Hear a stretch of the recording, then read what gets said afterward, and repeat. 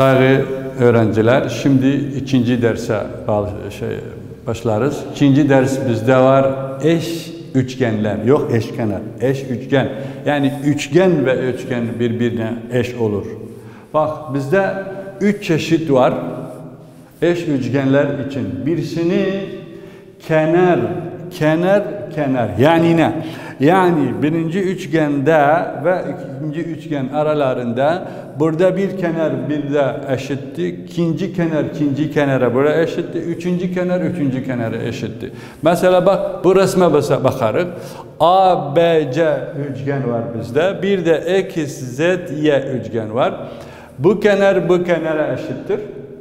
Bu kenar bu kenara eşittir.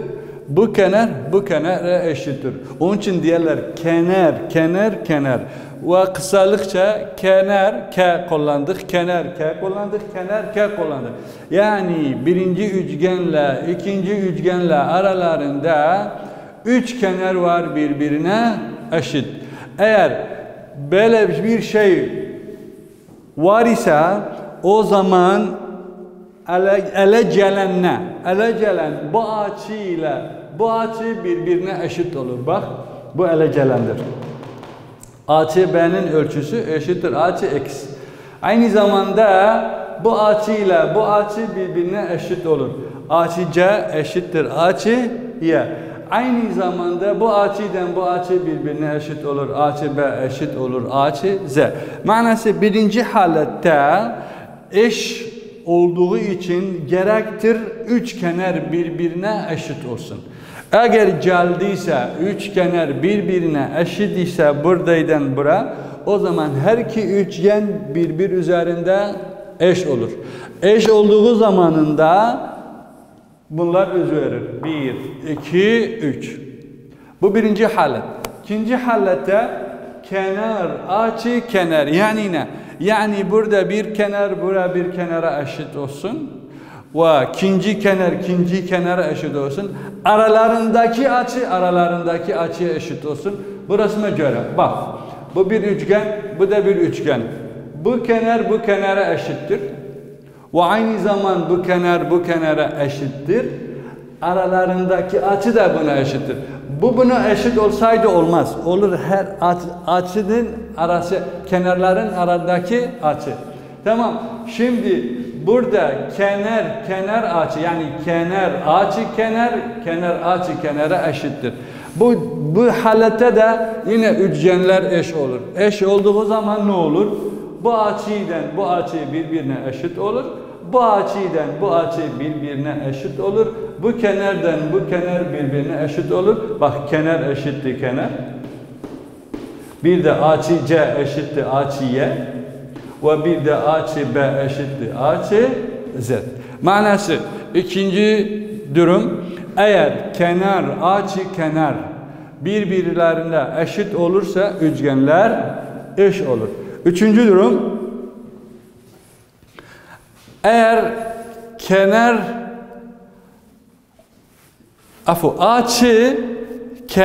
açı yani iki açı o aradaki kenar her iki üçgende eş olsa bak bu resme bu açı bu açıya eşittir. Bu açı bu açıya eşittir. O aradaki kenara eşittir. Bu halette de bu durumda da yine üçgenler eş olur. Eş olduğunu ne öz verir? Bu kenar bu kenara eşit olur. Bu kenar bu kenara eşit olur ve bu açı bu açıya eşit olur. Bak burada yazmışız. AC eşittir YZ ve BC eşittir XZ ve açı C eşit olur açı Z'e. Dördüncü durum da var. Dördüncü durum eğer üçgenimiz ise dik üçgen ise burada dik üçgen var. Burada da dik üçgen var. Dördüncü yol yok idi. Onun için yazmadım. Ama isterse sonra yazarız. İkiz kenar burada, dik üçgen burada da, dik üçgen burada. Eğer hipotenüs birbirine eşit olursa, onlar da eş olurlar. Yani manası dört durum bizde var. Üçü yazmışım tahta üzerinde. O birisinde sonra zaman var ise yer var ise yoksa bir tanesi sileriz yoksa şimdi burada yaparım. Dördüncü.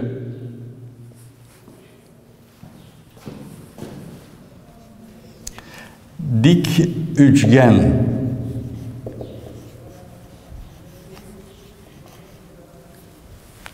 Bak burada bir dik üçgen var. Burada da başka bir dik üçgen var. A, B, C. Bak bu sembol yani diktir. X, Y, Z. Bu sembol yani diktir. Bak bu hipotenüs denir. Kenar şeyin karşındaki dik açının karşındaki kenara hipotenüs denir. Şimdi bu hipotenüs eşittir bu hipotenüs. Dolayısıyla bu üçgen eş olur. Bu üçgen eş olduğuna ne öz verir? Öz verir ki bu açıyla bu açı birbirine eşit olur. Ve bu açına birbirine eşit olur. Ve bu kenardan bu kenar birbirine eşit olur.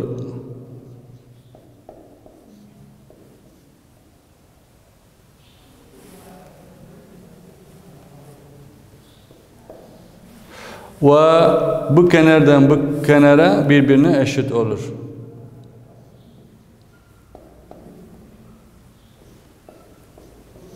Bu dördüncü durum. Manası bizde dört durum var ki üçgen bir üçgende eş olur. Eş olduğuna burada ne yazarız? Eşin sembolü bu şekildedir. Üçgen, bu üçgenin sembolüdür. ABC. Eş, bu eşin sembolüdür. Bu eşin sembolüdür. Üçgen X, Y, Z. Bak, şimdi burada yazıp üçgen ABC eş, bu sembol yani eştir, üçgen, bu sembol üçgenin sembolüdür. X, Y, Z. Aynı zamanda burada da şöyle, burada da şöyle, burada da şöyle. Yani eğer bu durumlar varsa üç kenar ve iki kenar aradaki açı ve iki kenar aradaki açı ve iki açı aradaki kenar ve dik üçgen ve hipotenüs. Bu dört durum arada varsa üçgenler eş olur. Eş olduğuna o zaman bunu kullanabiliriz ve bunları kullanabiliriz ve bunları kullanabiliriz ve bunları kullanabiliriz. Bu ne zaman arkadaşlar? Eğer üçgenler eş ise. Eş olmak da dedik. 1, 2, 3, bu da 4. Şimdi bunlar üzerinde örnek yazarız. Örnek kitaptan çıkardırız şimdi.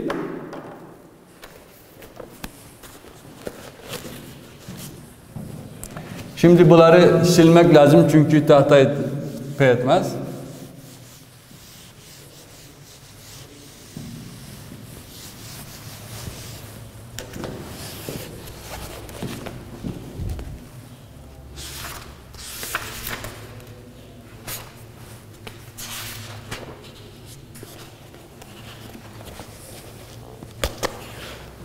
Burada bir soru var. Kenar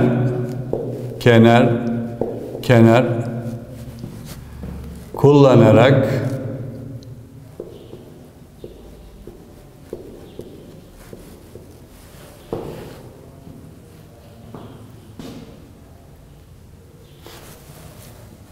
eş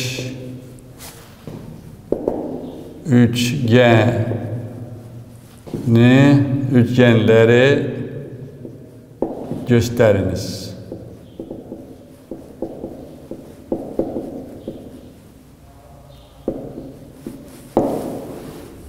Resim bu şekilde verip sana.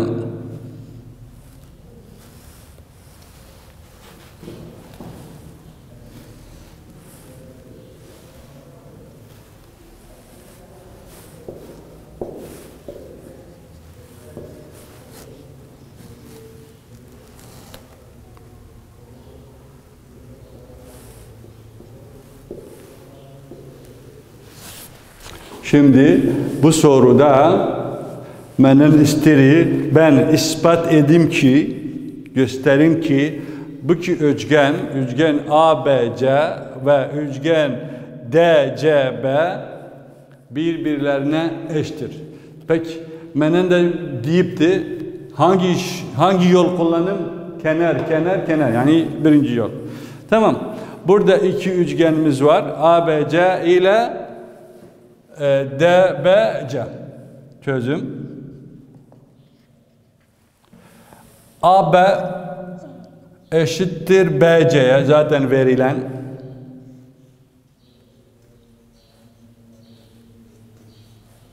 Bu verilende.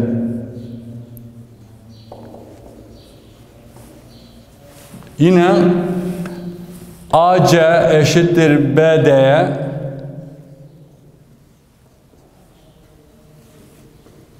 Bu da aynen verilen.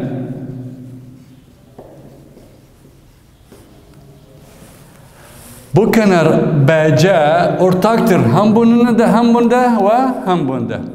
BC eşittir zaten BC'ye çünkü ortaktır.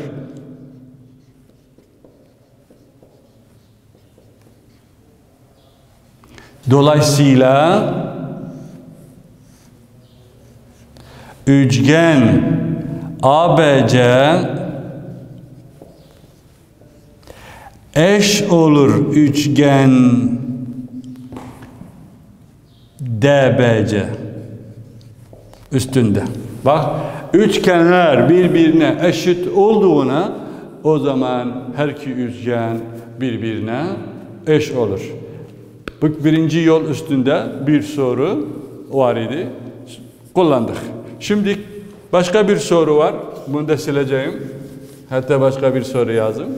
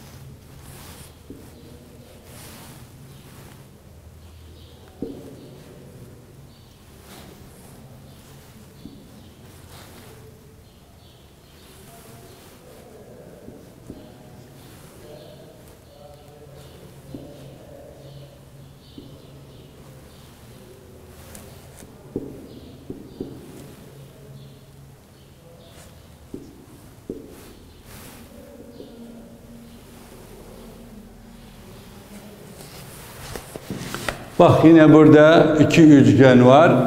M, N, B yani bu üçgen. Bir de M, K, B bu üçgen. Bu iki üçgeni ispat isterim benden ki ispat edeyim ki bu iki üçgen eş üçgendiler. Nasıl ispat edebiliriz çözümde? M, N eşittir M, K'ye zaten bu sembol yani eşittirer. O zaman M, N kenarı eşittir M, K'ye. Bu verilenle. Aynı zamanda BK kenarı eşittir BN kenarına.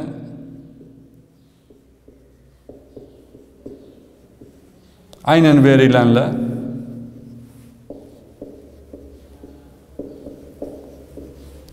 Ve mebbe ortaktır. Bu üçgen içinde ve bu üçgen içinde yine eşittir. Mebbe ortaktır. Ya da edebiliriz yazak eşitliği mebbeye ortaktır.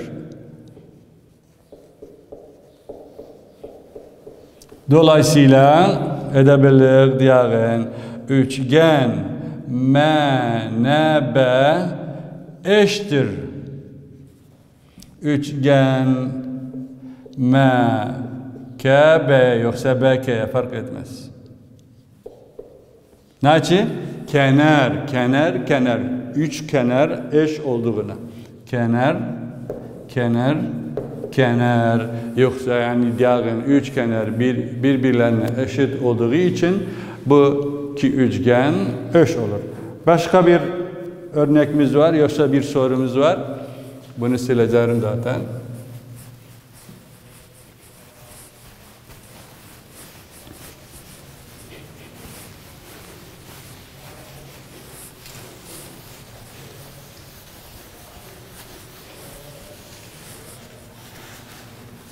Başka bir soru yazarım.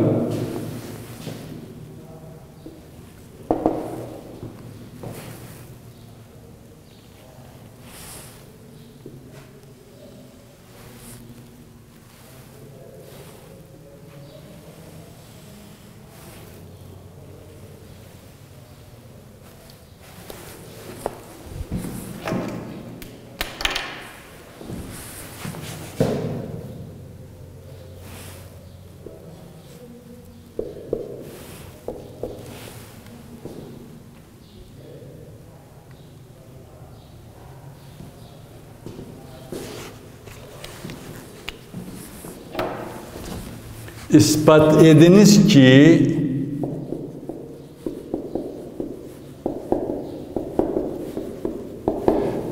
bu adın B, C, bu adı da K, L.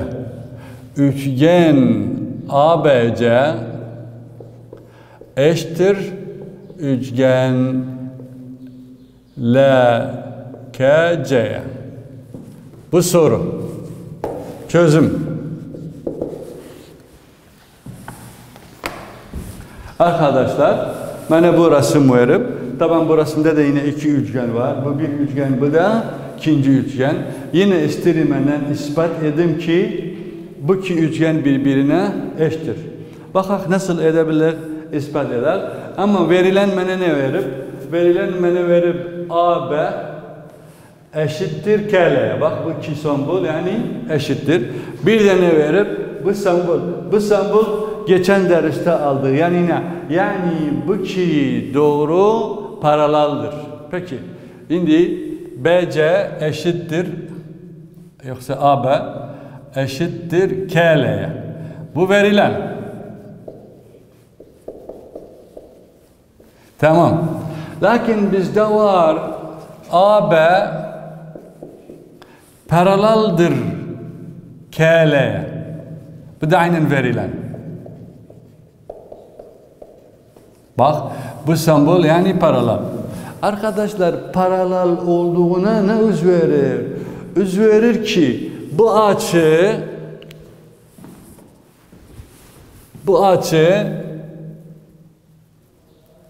buna eşit olur. Kim bilir ne için eşit olur bu iki açı? Bak arkadaşlar, bu iki açı birbirine eşit olur. Biz geçen derste almışız. Paralel iki doğru varsa iç ters açılar birbirine eşit olur.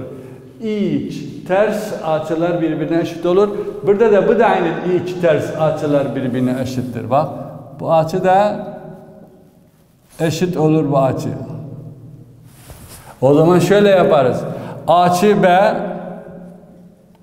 eşit olur açı K'ye ve aynı zamanda açı A eşit olur açı L'ye. Buna iç ters açılar.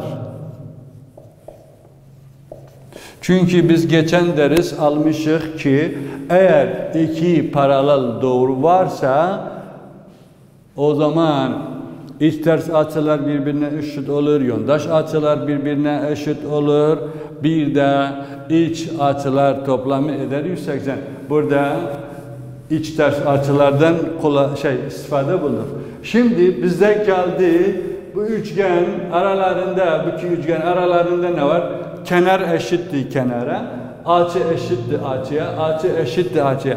Dolayısıyla edebildiğim bu iki üçgen birbirine eş olur. Ne açı? Açı, kenar açıya göre. Dolayısıyla diyoruz üçgen ABC eşittir kimiyle? Üçgen LKC'ye. Sebep ne? Açı, kenar açıya göre. Çünkü buradaki açı ve oradaki kenar eşittir oradaki açı ve oradaki kenar. Şimdi bu aldığımız şeyler üstünde, aldığımız durumlar üstünde ve örnekler üstünde birkaç soru bir de yazarız. Hatta konuyu bitsin. Şimdi bunu silerim, bir başka soru yazarım. Alıştırmalar içinden çıkartırız. Bu alıştırmalar diyor ki eş üçgen kullanarak aşağıdaki sorular cevap veriniz.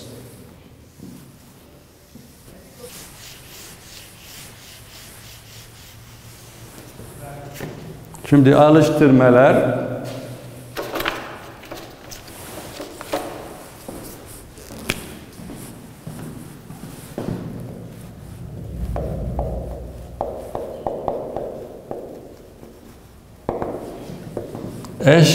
eş üçgen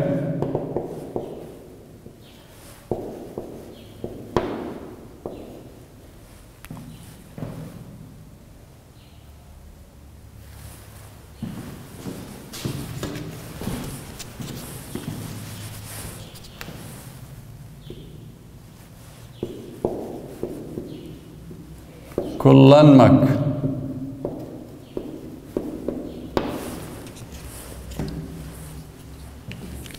Sorular yazarım.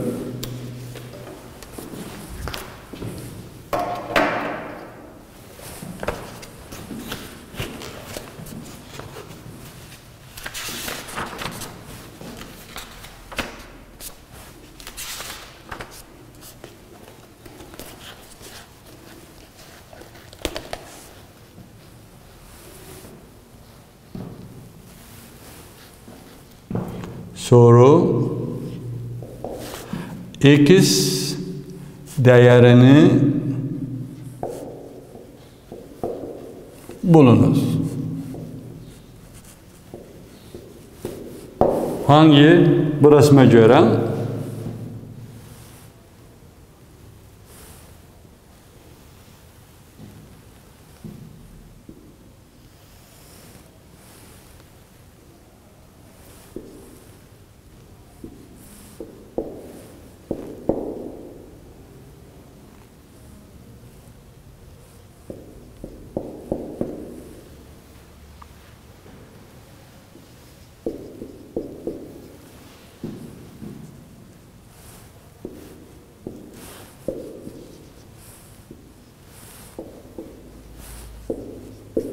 Şimdi bizde var, bu resimde iki üçgen bizde var.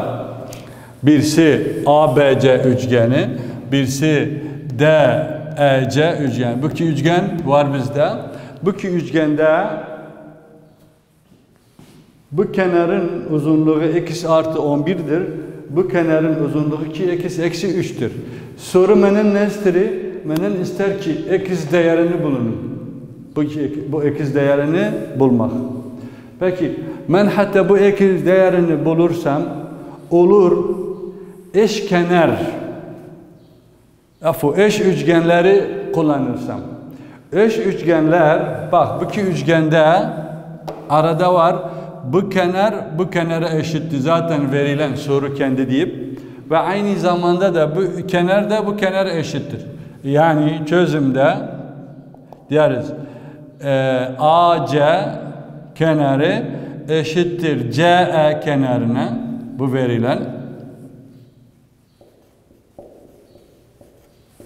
Aynı zamanda BC kenarı eşittir CD kenarına. Bu da aynen verilen.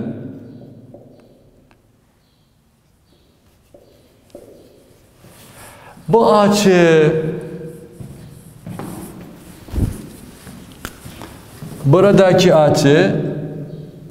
buradaki açıya eşittir. Niçin? Çünkü başadır. Yani AC açının açı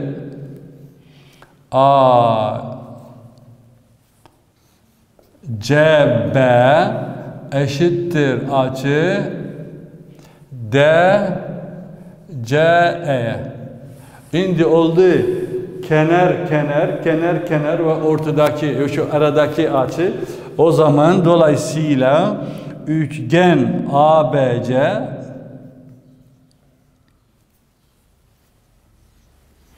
eşittir üçgen DEC ile. Eş olduğuna ne öz verir? Bu kenar bu kenara eşit olur, bu açıya eşit olur, bu açıya eşit olur. Ama ben açılardan istifade bulmuram. Fakat bundan istifade bulurum ki bu kenar bu kenara eşit olur. Yani dolayısıyla AB eşit olur DE'ye.